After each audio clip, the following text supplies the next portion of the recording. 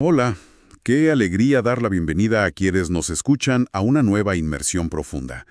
Yo seré su anfitrión hoy y, la verdad, tenemos una misión que a simple vista podría parecer sacada de un debate metodológico o estadístico un poco aburrido. Hola a todos. Sí, suena un poco árido al principio, pero les prometo que no lo es. Encantada de estar aquí para desmenuzar este tema. El gusto es nuestro. Y como decía, aunque suene a matemáticas, en realidad esconde un misterio sociológico, histórico y político tremendo. Vamos a explorar por qué las pruebas controladas aleatorizadas, o RCTs por sus siglas en inglés. Ajá, las famosas RCTs. Exacto. Vamos a ver por qué se han convertido en el estándar de oro indiscutible para combatir la pobreza en la economía del desarrollo. ¿Son realmente una bala de plata científica para solucionar los problemas del mundo? ¿O esconden algo mucho más profundo sobre cómo funciona el sistema moderno? Es una premisa excelente para empezar. Y para desentrañar todo este misterio, hoy nos vamos a basar en una fuente central, un documento sumamente detallado. Es una tesis de maestría del año 2020, escrita por Julián Marcel Ortiz Duque. De la Universidad Nacional de Colombia, ¿cierto? Tal cual. El título del trabajo es Un estudio crítico de la experimentación en la economía del desarrollo. Y antes de sumergirnos de lleno en los datos y en la historia, creo que es súper importante hacer una pausa para aclarar algo vital a nuestra audiencia. Sí, el tema de la imparcialidad. Exactamente. Este texto contiene un análisis profundamente crítico y con una postura ideológica muy marcada sobre la historia de las políticas públicas y el sistema capitalista contemporáneo. Nuestra misión en esta inmersión profunda no es tomar ningún partido político, Claro. ni tampoco avalar o rechazar las posturas específicas del autor. Nuestro objetivo es, digamos, actuar como guías, desglosar, entender y compartir los fascinantes argumentos que expone sobre la historia detrás de esta rama de la economía. Así es. Vamos a examinar las ideas tal cual se presentan en el documento original, manteniendo siempre una lente analítica e imparcial. Porque el recorrido histórico que propone para llegar a su conclusión es verdaderamente revelador, sin importar la postura inicial que uno pueda tener. Bueno, para encender los motores, quiero compartir un dato del documento que me dejó con la boca abierta. En el año 2004, solo el 20% de las evaluaciones de programas del Banco Mundial usaban estas famosas RCTs. Parecía una herramienta más en el cajón, ¿no? Una de tantas. Pero para 2010, apenas 6 años después, esa cifra se había disparado al 64%. Y si miramos la línea de tiempo desde el año 2000, el uso de evaluaciones de impacto en general se multiplicó por 30. Es una locura. Es una explosión absoluta en el mundo de la economía. Lo fascinante de esto es que, según el análisis exhaustivo del autor, este auge monumental no se debe simplemente a que las matemáticas detrás de las RCTs sean repentinamente perfectas o irrefutables. No, porque uno pensaría que la ciencia avanzó y ya está. No, más bien responde a un proceso histórico complejo. Uno donde los grandes planes y ambiciones globales para erradicar la pobreza mundial fracasaron de manera estrepitosa a lo largo del siglo XX. Y eso, pues, obligó a las instituciones internacionales a cambiar drásticamente su enfoque. Bueno, vamos a desempacar esto. Para entender por qué este método es tan polémico frente a ese fracaso histórico, primero necesitamos saber qué es exactamente una RCT. Tengo entendido que esto ni siquiera viene originalmente de la economía. No, viene directamente de la medicina y de las ciencias duras.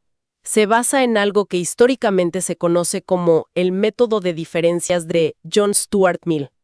En palabras muy sencillas, tomas una población objetivo y la divides de forma completamente aleatoria en dos grupos. Ajá. Uno es el grupo de tratamiento y el otro es el grupo de control. A un grupo se le da la intervención, digamos, un programa de tutorías escolares, y al otro grupo no se le da absolutamente nada. O sea que el propósito de hacer esta división al azar es intentar descubrir la causalidad real. Exacto. Porque en el mundo real hay infinitas variables que pueden afectar si un estudiante mejora sus notas o no. Si simplemente medimos a los estudiantes que voluntariamente decidieron participar en las tutorías, podríamos enfrentarnos al famoso sesgo de selección. Claro, porque tal vez los que se inscribieron ya estaban mucho más motivados desde el principio. o tenían padres más presentes en casa. Y al asignar los grupos al azar, la teoría económica asume que estás distribuyendo todas esas características, tanto las que conoces como las que no, de manera completamente equitativa. Es, en esencia, un intento estadístico muy sofisticado de engañar a lo desconocido. Si al final el grupo de tratamiento tiene mejores notas, la estadística te dice que la única diferencia posible fue tu programa de tutorías. Engañar a lo desconocido mediante el azar. Suena impecable, casi como magia matemática. Pero la tesis nos muestra que este estándar de oro tiene unas grietas estructurales bastante impresionantes. Bastante profunda, sí. Empezando por lo que el autor, citando a filósofos de la ciencia, llama la condición INUS. ¿Cómo se traduce eso al mundo real de tratar de sacar a alguien de la pobreza? Bueno, la condición INUS es un término que básicamente nos advierte que una causa nunca, jamás, funciona en el vacío. O sea, necesita un contexto. Exacto. Es solo una pieza necesaria de un rompecabezas mucho más grande. Para visualizarlo, arrojar un fósforo encendido causa un incendio forestal, sí, pero ese fósforo solo genera el incendio si hay hojas secas en el suelo, si no ha llovido, si hay oxígeno y si corre viento. Claro. Las RCTs a menudo miden el impacto del fósforo, la intervención, pero ignoran todo el enorme entramado de condiciones culturales y económicas que hicieron que esa intervención funcionara ahí. El ejemplo que da la fuente sobre este problema de contexto es para no creerlo. Relata un caso documentado por los famosísimos economistas Banerjee y Duflo sobre unas enfermeras en la India. Resulta que había un problema altísimo de ausentismo laboral en los centros de salud rural. Las enfermeras simplemente no iban a trabajar. Tal cual. Entonces los investigadores instalan unas máquinas de registro de asistencia, con un sello de tiempo, para obligarlas a cumplir su horario. Al principio, la RCT muestra que fue un éxito rotundo, un milagro de política pública. El ausentismo bajó dramáticamente. Pero luego la realidad humana entra en juego. Exacto. Tiempo después, las enfermeras descubrieron cómo sabotear todo el sistema. Literalmente empezaron a romper las máquinas deliberadamente. O se coordinaban entre ellas y se ausentaban justo cuando sabían que alguien más iba a reemplazarlas, manipulando los registros. Claro, pero uno podría pensar, ¿no es eso simplemente un problema de mal diseño de la máquina o de falta de vigilancia a largo plazo? Porque el autor argumenta que una anécdota como esta destruye la credibilidad del método. Porque pone en evidencia la fragilidad de lo que en ciencia se llama validez externa, lo que funciona de maravilla en el contexto A, que en la India era el momento inicial de sorpresa con investigadores de bata blanca observando. Sí, cuando sentían la presión. Exacto. No se generaliza mágicamente al contexto B, y el contexto B puede ser simplemente el mismo lugar unos meses en el futuro, cuando los participantes entienden la regla y aprenden a evadirla. No puedes asumir que el resultado de una aldea será replicable a nivel nacional. O sea, no puedes empaquetar el resultado y venderlo como una ley universal de la economía. Ni de broma. Y el texto va más allá. No solo cuestiona llevar el resultado de un lado a otro. El autor señala problemas graves de validez interna, es decir, de confiar en los números del experimento mismo. La crítica a la validez interna es quizás la más dura matemáticamente hablando. La estadística nos dice que la aleatorización iguala la esperanza matemática de los grupos. Espera, pausa ahí. Esperanza matemática. Tradúceme ese término al español cotidiano, porque suena a clase de universidad a las 7 de la mañana. Sí, suena terrible. Imagina que lanzas una moneda 1000 veces. La esperanza matemática te dice que en un número infinito de lanzamientos hipotéticos vas a obtener 50% caras y 50% cruces. Lógico. Pero en la vida real, en un solo experimento aislado, puedes lanzar la moneda 10 veces y sacar 8 caras por pura casualidad. En las RCTs pasa lo mismo. En un solo experimento real, la simple asignación al azar no iguala mágicamente a las dos poblaciones. Siempre habrá desequilibrios ocultos. Y el texto menciona un caso real que ilustra ese lanzamiento de moneda fallido. Una RCT realizada en Dinamarca con un grupo de 860 ancianos. Los investigadores hicieron todo bien, dividieron los grupos al azar y encontraron diferencias estadísticamente significativas en las tasas de mortalidad entre el tratamiento y el control. ¿Así es? Pero la intervención no tenía absolutamente nada que ver con la salud. Nada en absoluto. Simplemente por pura casualidad estadística, un grupo terminó teniendo personas con más riesgo de morir que el otro. Es un hallazgo que debería hacer temblar a cualquier diseñador de políticas públicas. Nos muestra que el método está sujeto a un ruido estadístico severo. Las RCTs no son herramientas perfectas para destilar verdades universales libres de sesgo. Y aquí es donde se pone realmente interesante. Si las matemáticas tienen estos agujeros, si el comportamiento humano sabotea los experimentos, y si es tan difícil generalizar, ¿cómo diablos este método se convirtió en el rey indiscutible de las instituciones globales?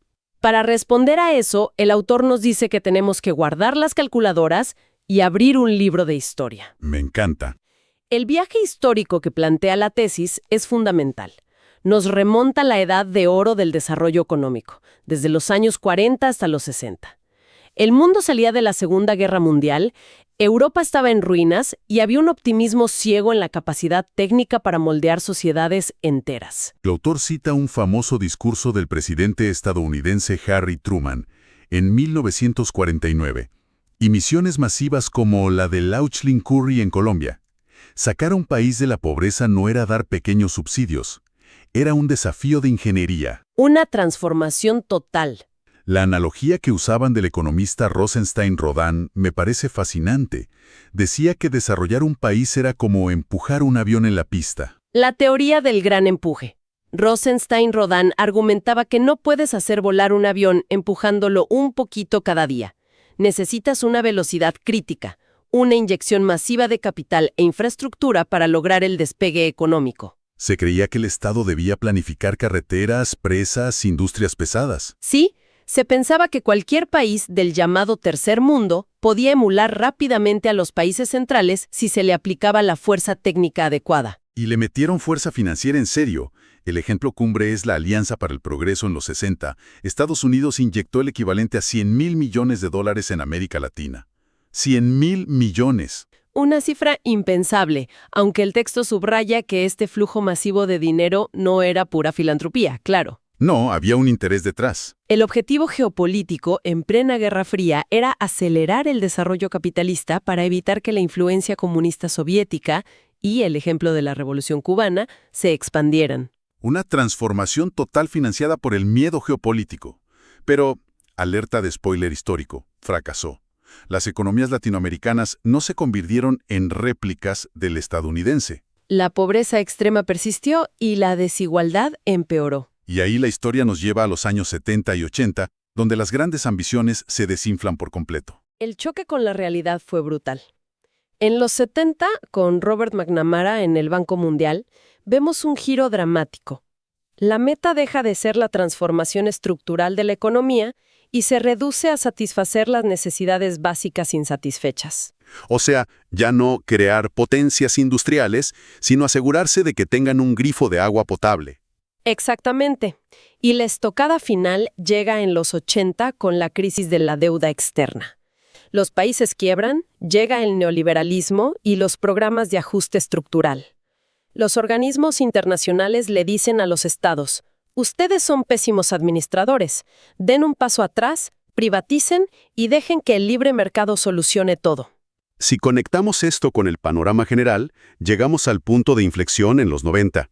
El Banco Mundial adopta la postura de que el Estado no debe intervenir en los mercados. Su rol debe limitarse a proveer bienes básicos y gobernanza. No intenten cambiar las reglas del juego económico.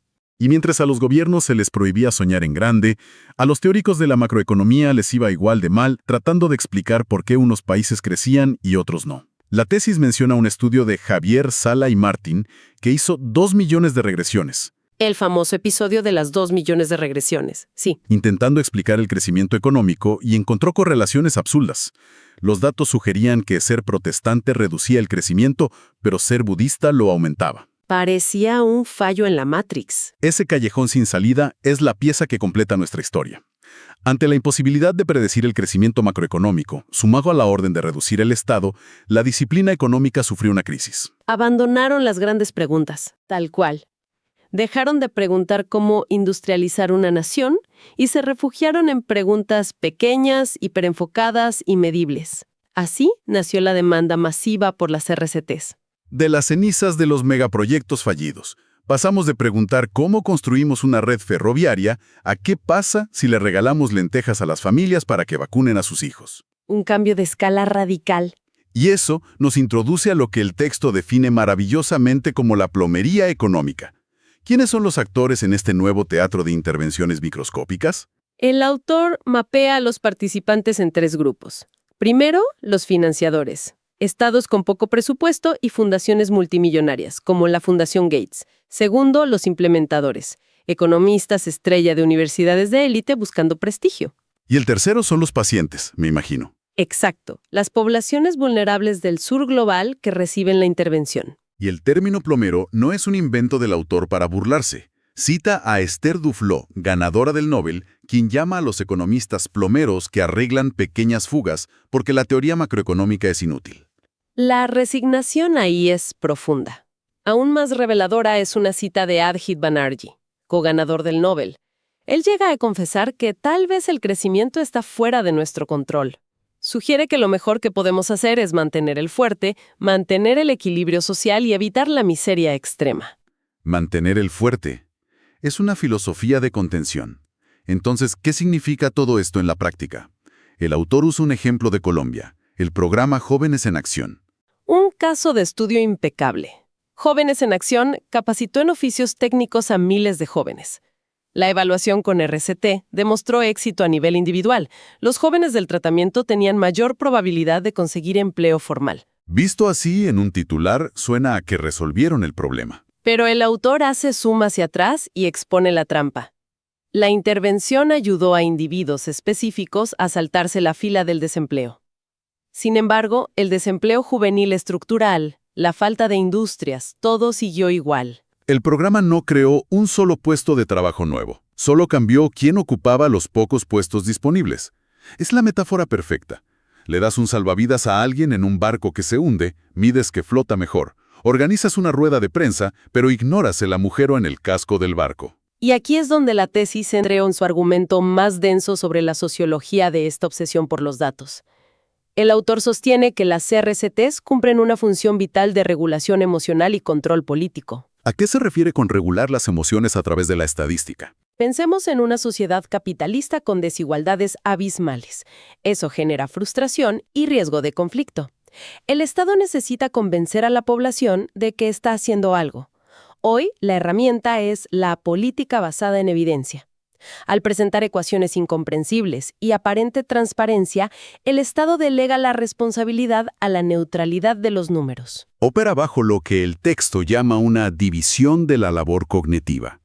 Al demostrar en las noticias que subimos la retención escolar un 3%, se mantiene pacificada una población que de otro modo cuestionaría la desigualdad. El autor lo llama un simulacro de desarrollo. Es un mecanismo de distracción sofisticado. Las RCTs miden cosas reales, sí, pero funcionan gestionando la atención pública. Mantienen el debate centrado en pequeños ajustes técnicos, volviendo invisible cualquier discusión sobre las fallas estructurales del modelo económico. Las RCTs son fascinantes para medir intervenciones inmediatas, pero su estatus de estándar de oro no viene de la perfección científica, sino de una conveniencia histórica. Llenan el vacío de los megaproyectos fallidos y permiten gestionar los síntomas de la pobreza sin tocar las causas. Un resumen muy acertado. Y nos recuerda la diferencia entre una ciencia que busca la verdad libremente y una ciencia cuyos límites están dictados por los presupuestos de fundaciones y las necesidades de gobernanza estatal. Esto cambia la forma en que leemos las noticias. La próxima vez que veamos un titular celebrando que un programa mejoró la asistencia en un 5%, debemos preguntarnos, ¿qué problemas estructurales más grandes se están ignorando mientras celebramos esa pequeña victoria estadística? Ese cuestionamiento es esencial y nos deja con una pregunta ineludible resonando en la mente. Si las mentes más brillantes de nuestra generación y los recursos más inmensos del mundo están dedicados exclusivamente a medir los síntomas de la pobreza con una precisión matemática impecable, ¿quién queda en el mundo para investigar y curar la enfermedad en sí misma? Un cierre perfecto y una invitación genuina a pensar más allá de los números para nuestra audiencia.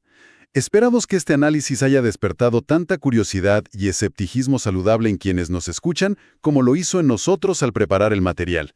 Hasta la próxima inmersión profunda.